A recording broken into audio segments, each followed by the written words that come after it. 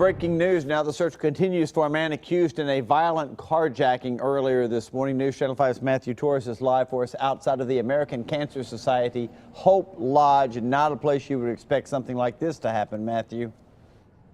Hey, Steve, that's right. In fact, several of the people that we spoke to either going out of the center, they are just shocked that something like this would happen so close to them. Now, we are on Charlotte Avenue, where around 12:30 this morning, a husband and his wife arrived here at the parking lot. And as soon as they did, a man approached them with a handgun, demanding for the wife's purse and the keys to the SUV. And what's really interesting about all of this is that the wife is actually a patient here at Hope Lodge and that she was going to admit herself in at the time this all happened. Now, they obviously complied to this man's orders. They got out of the vehicle and he got away. Now, it was only a few hours later, though, in North Nashville, when police found that same stolen vehicle abandoned on Garfield Street and Delta Avenue. This is just video around that time of the scene when they did. Police say the suspect still got away, believed to have the purse still, as well as the keys to that SUV. They brought that SUV back here at Hope Lodge, where the victim is now staying. Now, we spoke to another patient here at Hope Lodge, and she is just downright shocked. Something like this would be so close to a place where people are here to heal. For someone to do something like that, it's so sad, because they're already traumatized by the disease itself. And to have someone do this to a patient here, it's very sad to me. Again, police are still searching for that suspect. Police are looking for a black male believed to be in his late teens, early 20s, approximately 5'4", weighing at about 140 pounds, and he was last seen wearing a bandana and light blue jeans. If you know his whereabouts, of course, call police. That number is 615-74-CRIME. We're reporting live in Midtown. I'm Matthew Torres, News Channel 5 HD. Matthew, thank you. And thousands were without power for hours this morning after a driver took down a huge power pole, and then that driver took off. Cuthbert Langley's been on the scene all morning for us. So, Cuthbert, did police actually track this guy down?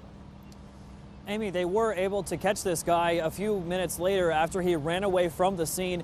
He was found in a house about a block or so away from where we are this morning. We now know his name is 23-year-old Devontae Chadwick. He's been charged with leaving the scene of an accident as well as driving on a revoked license. Still lots of work to do this morning. You can see it and hear it behind me. Let's take a closer look at the damage. We're right here at the intersection of 9th and Buchanan Street in North Nashville. You see the power crews now are working on getting those power lines back up and ready to go.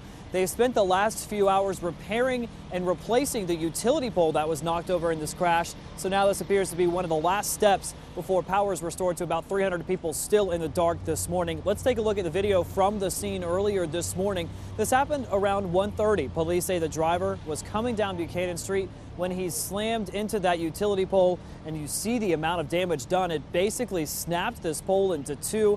A lot of front-end damage done to that done to that sedan there. But again, the suspect ran away from the scene. Officers were able to catch up to him a little bit later. We were there as he was being arrested and placed into the back of a patrol car.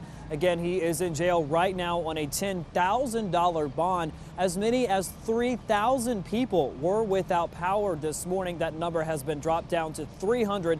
Still, though, crews rushing the clock, trying to get this intersection especially back up and running. There's a magnet school right over behind this utility truck here. The bell rings at 8 a.m., so crews are rushing to try to get everything repaired by then. We'll be back up at 7:30 to give you a little bit later of an update on all of the repairs here. But for now, we're live here in North Nashville. I'm Cuthbert Langley, News Channel 5 HD. All right, Cuthbert, thank you. We are following breaking news this morning out of Philadelphia, where at least 6 people were killed after an Amtrak train derailed. That death toll going up. We had been saying 5 earlier. Dozens went to the hospital with injuries as well. Emergency crews and investigators combing through the wreckage right now. That train was traveling from Washington, D.C. up to New York City when it took a turn and rolled onto its side. Back here at home, punches thrown, a sheriff stabbed, and even a fire. Moving day at the Coffee County Jail turned chaotic yesterday. We're told the jail had to be evacuated around 6:30 last night after some female inmates set their cell on fire. After putting out the flames, the women were quickly moved to the new jail. But just hours earlier, a fight broke out between the male inmates as they were being moved. Sheriff Steve Graves stepped in to break it up and was stabbed in the head with a pin. It was pretty close to his left eye. It had actually pretty much grazed just right around his eye toward his temple. It was substantial enough it required about 15 stitches.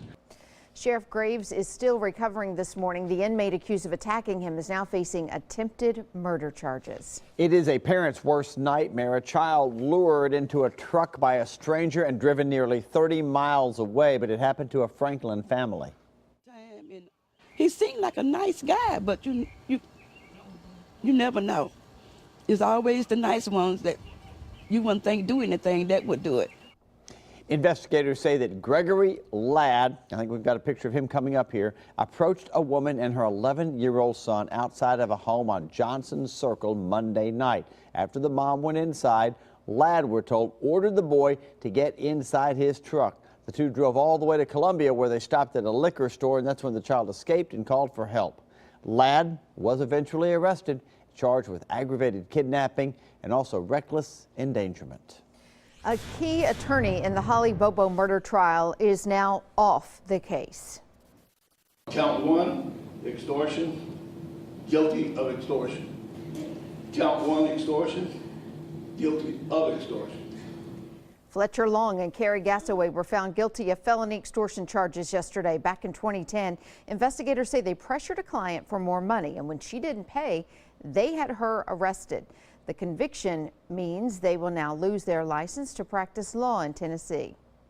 It's a surreal experience. There is no scarier situation than waiting on a jury to return with a verdict. You hope they see it your way. You have an opinion as to what it is. Sometimes they don't see it your way, and I'm a big boy, and those are the consequences. Nobody is above the law whatsoever, and that whether you're a lawyer, whether you're a judge, whoever you are, that the law applies to all of us equally. The conviction also means Long will no longer represent Jason Autry, one of the two men accused of kidnapping and killing Holly Bobo.